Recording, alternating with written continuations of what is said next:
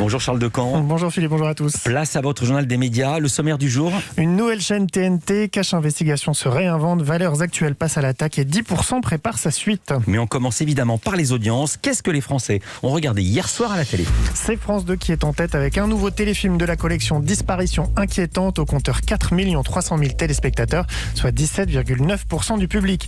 TF1 est deuxième avec 4 millions de personnes devant la série italienne Doc.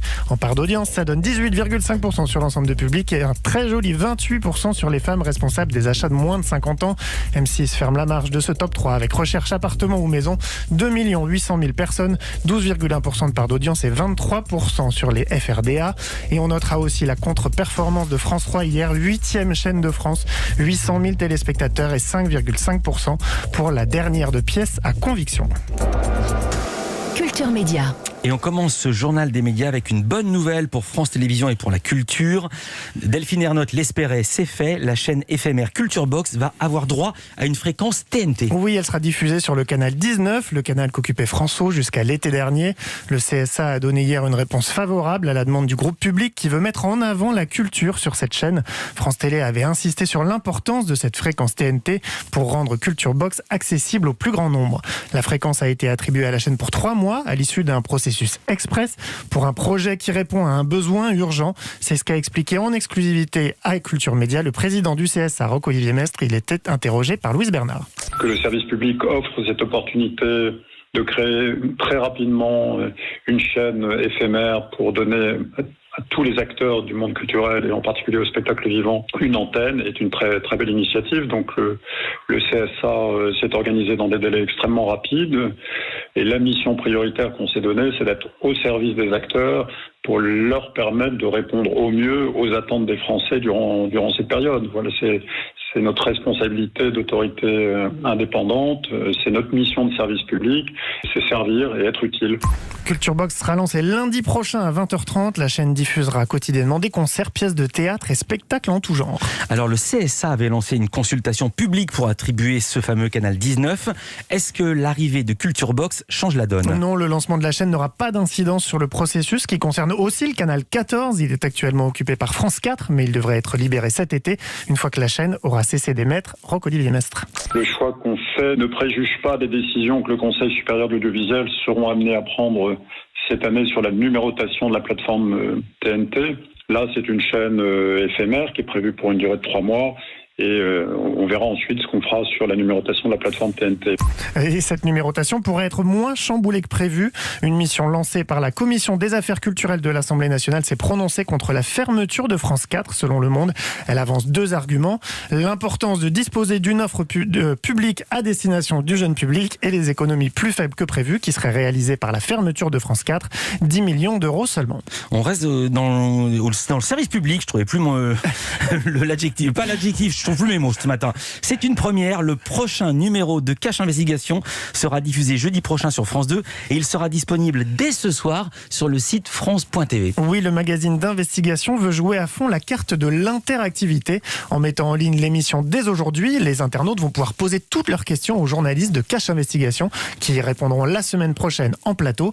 Mais cette démarche avait également un deuxième objectif, comme l'a expliqué l'animatrice du magazine Élise Lucet à Antoine Janton. Si vous voulez, Cache Investigation, c'est une grosse enquête, une aventure journalistique. On avait depuis le début envie de la partager avec les téléspectateurs.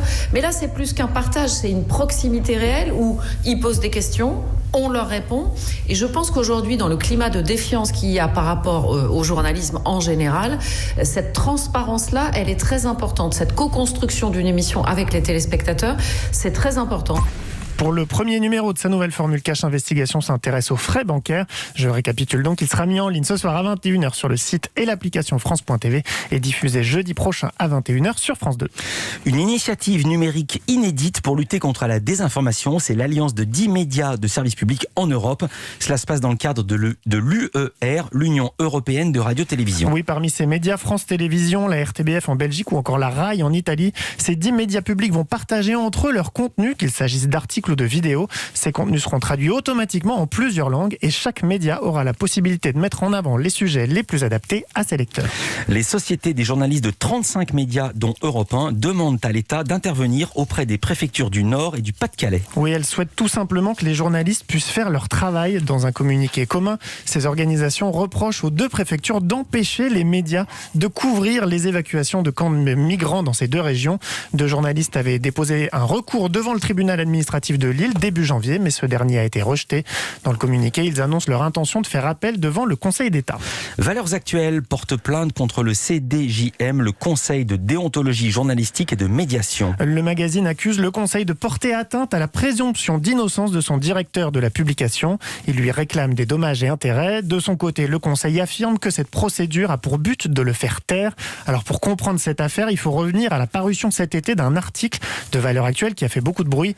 Il imaginait la députée Danielle Obono dans l'Afrique du XVIIIe siècle où elle était esclave. L'article était accompagné d'une illustration où la députée avait des chaînes autour du cou. Un lecteur du magazine a saisi le Conseil, donc l'été dernier, pour déterminer si l'article était conforme à la déontologie et l'éthique du journalisme. Lors du processus, Valeurs Actuelles a été appelé à s'expliquer mais n'a pas répondu à l'appel du Conseil. Et à l'issue de la procédure, le CDJM a déterminé que l'article n'était pas conforme à la déontologie car il ne respectait pas la dignité humaine de Danielle Obono. C'est contre cet avis que le magazine s'élève aujourd'hui avec cette plainte. Cinéma maintenant, le Festival de Cannes est décalé. Il aura lieu du 6 au 17 juillet prochain et non pas du 11 au 22 mai comme prévu. Le conseil d'administration du festival a tranché. Impossible, vu la situation sanitaire, de préparer sereinement le festival pour le mois de mai. L'an dernier, le Festival de Cannes avait été purement et simplement annulé.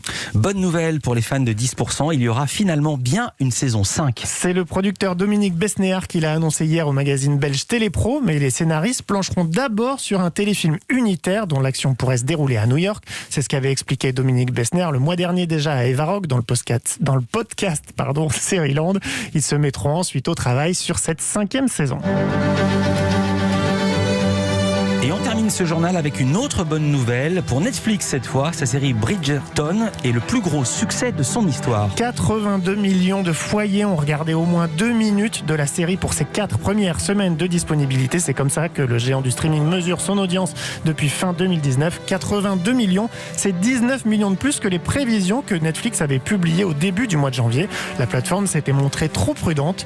Bridgerton passe donc devant The Witcher, la série fantastique avec Henry Cavill, qui détenait jusqu'ici le record avec 76 millions de visionnages en 4 semaines. Et Lupin n'est pas loin avec 70 millions de visionnages et ça continue. Toutes ces infos, et vous pouvez les retrouver avec d'autres dans la newsletter média d'Europe 1, c'est gratuit. Inscription sur europe1.fr. Merci Charles Decamp, à demain pour un nouveau journal des médias.